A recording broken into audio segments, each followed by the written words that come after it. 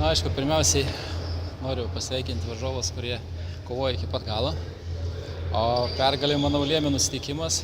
Prieš tai grupėje buvom jiems pralaimėję, tai šiandien sutarėm, kad kovojam nuo pat pradžių iki galo ir turėtų pavykti, nes prieš tai varžybas buvom pralaimėję tik tai po pratęsimo berods. Nu ir ką, nusiteikimas, aš manau, pagrindinis dalykas, nes varžovai, abi komandas, manau, buvo apylygės. Rungtynes vertinu dvejopai, stengiasi lygų vyrai, gal kažkur mums nepasisekė.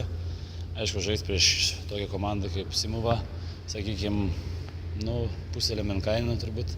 Ten vyrai patyrė, atžaidė savo.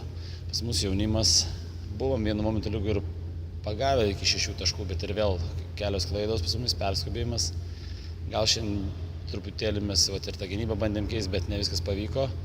Jų tie tokie tritaškiai sukrito, kada reikėjo, vėl jie patempė į priekį.